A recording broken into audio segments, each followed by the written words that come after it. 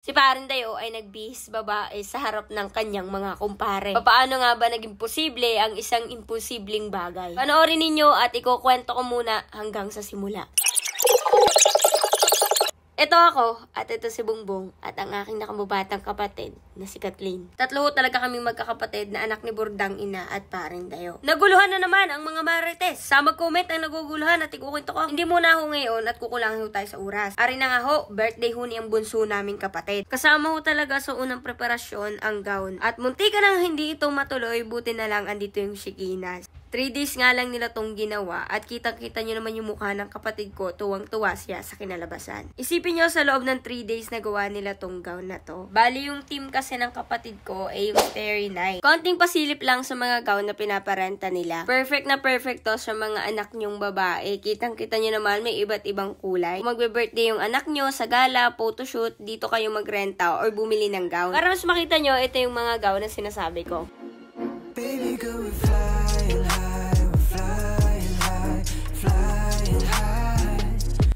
If interested kayo mga kabatang, i-message nyo lang yung Shikinas Little Shop for more details. Ayaw nga ni Parindayo mag-gown kasi nga sobrang daming tao at narito yung mga kumpare niya. Pero may talab na alak mga kabatang at siya ay nag-inom na naman. Sinabi ko naman sa inyo na pag uminom ang tatay, ay may kaparusan siya. Kaya ito, kahit anong pilit niya, ipapasuot ko sa kanya itong gown na ito.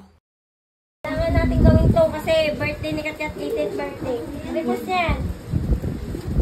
Sino nag-request niyan? Ayan. Ayoko nga! Magubad ang damit ko yun.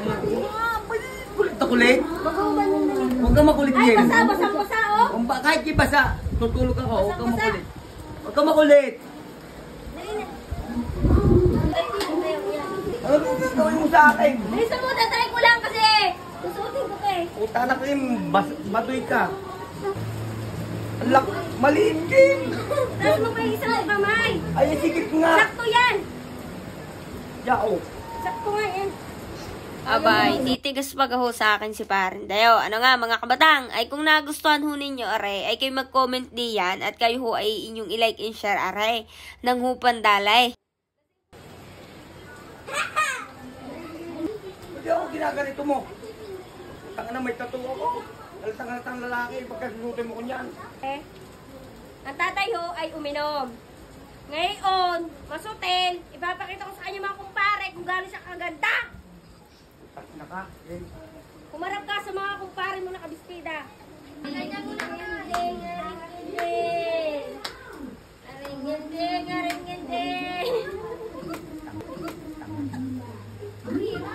Sinabi ko sa inyo, kung yan ho hindi nakabarek at hindi ho yan lasing, ay hindi ho namin yan mapapagbistida ng gayaan. Pasalamat na nga lang ho mga kabatang at may tama hong 4 ang tatay. Talaga naman hungi kung hindi barek, ay hindi ho namin yan mapapagayaan.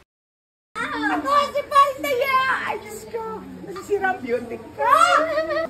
Kahit ako ganito, nasira ng beauty ko. Huwag kayong magalala! Sana po i-share nyo tilight! Si Parindayo! Ayaw ko na, Kim. Tandali ko ito. Kim, ginagawa mo kong bakla nito eh. Ha? Ginagawa mong bakla! Ba't gagawin bakla? Tanggalin mo rin, nahiya ko dun. Ba't ka mahiya? Halitin ko rin. Putang ina, nagigil ako sa iyo. Hindi ako sanay niyan. Madami nga pala akong nakatulong dyan mga kabatang kasi nandito yung aking mga pinsang babae. At meron din tayong mga kabatang na pumunta. Ayan, shoutout kay Lugin at saka din sa kanyang pinsang aray. Buti na nga lang ho at meron ho akong katulong. Kung wala ho ay talaga ako mabubugbog niyan. Magagarute ka nga. Nilagyan na nga ho ng guhit sa mata si Parindayo para magmukha hong pusa. Ay kaso kung kinalabasan ho ay pusang laog. Tang na Kim, bababuin mo yan. Hindi ah. Alam ko ikaw, ayaw ko na. Hindi nga kita mapabuyin. Tangin na ka. Aring si Parindayo ay wala na hong tiwala sa akin. Ano kang bababuyin? Kita yung gagawin kong Pikachu. Putang na ka, meron na yan. Meron na. Putang na. Ay wala pa nga. Wala pa nga. Hindi nga. Ginagawa mo akong talipantas na yan. Pogi mo. Tangin mo. Tangin na ka, may babanat mo sa akin yan eh. Kailangan mo kulirite, hindi naman ako bakla. Pikit. Pikit nga. Kunyari pang pikit. Pikit pa. Kunyari pang aarte, di rin naman papayag din naman. Huwag kaya na, wala tuloy. Yun. Tangin na kaila, kahit yan. Hindi. Trust me dito. Kita nyo gaho, si Parin Deo ay pagkakaganda. Talaga naman yung mga kumpare niya ay mai-inlove. Pagkatapos nga ho ayusin ni Parin Deo ay nakatulog na. Ay talaga naman ho, pagka nakabarik ay garni nga ang nararamdaman para daw umiikot ang kanyang paningin. Ay talaga sabi ng mga bata ay pagkakaganda ni Parin Deo. Maganda ba? Sobra. Maganda ba? Sobra. Maganda? Oo, good. Maganda? Diyosa. Maganda? Oo, gorgeous. Maganda? Dumating na nga ang wig mga kabatang at ilalagay na natin to kay Parin Deo dahil mamaya ay rarampan na siya sa harap ng aking kapatid. Habang inaaliw nga namin si Parin Deo ay pinapatiktok na rin pinsan ko. Ay garniho muna ang gagawin namin dahil nga ho hindi pa siya tinatawag sa program. Pagkaga naman ho walang mga taga-aliw na garne ay tunay na aring magwawala at pagtatatanggalin ng damit ay hindi na ho natuloy ang ating plano. Hindi na nga ho nakilala si Parin Deo ng kanyang apaw ay tunay na nagtatakbo na ang batang aray. Uho! May apo na ho si Parin Deo. Hindi nyo alam ano. Ito na yung pinakakaantay nyo mga kabatang ang reaksyon ng mga kumpare ni Parin Deo. Talagang ganap na ganap po si Parin Deo. Pehadong pagkatapos ho ng event na aray, ako may garute. Kaway ka naman. Ka naman. Huwag kang iimik. Huwag kang iimik, Daria. Diyan ka lang. Ikaw ngayon si Daria. Ayan. Ako po ay nahihiya at madami kong lipon, madami kong gen. Ayan. Daria, okay lang ba? Ngayon ka lang namin naisingit. Pasensya ka na. Kasi ang dami naming guest kanina. Okay lang ba? Okay lang po, maraming salamat. Ayan. So, Daria, excited ka na. Makilala mo ba ang debutant natin? Opo, ito po yung aking pinakamamahal na bonsa. Ay!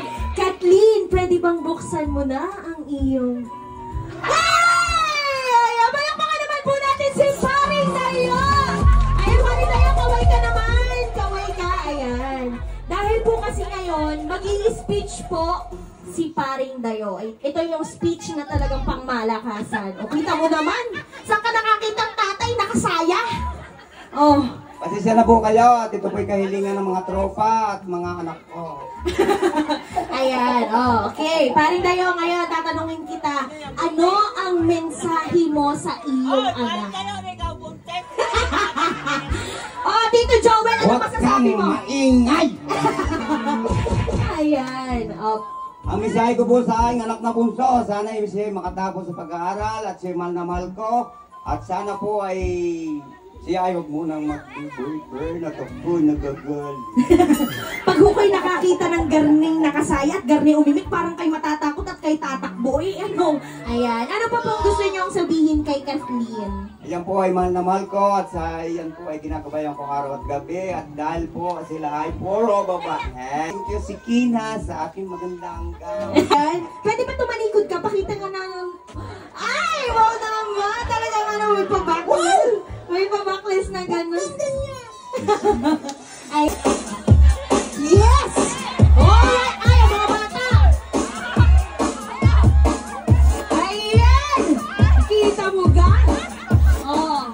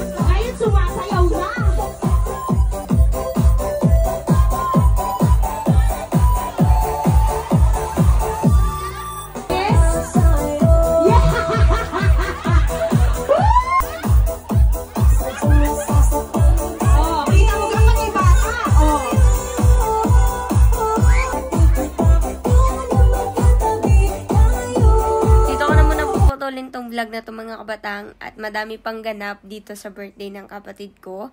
madami pa kayong makikita ng nakakatawa at mga pangyayari sa buhay namin. So ayun, abangan nyo yung part 2 ng birthday vlog ng kapatid ko. Thank you agad po sa mga babati sa kapatid ko at maraming salamat po sa gift nyo sa kapatid ko na like and share. So ayun, yun na lang po yung gift nyo sa kapatid ko. Please like and share po ng video namin. Salamat po!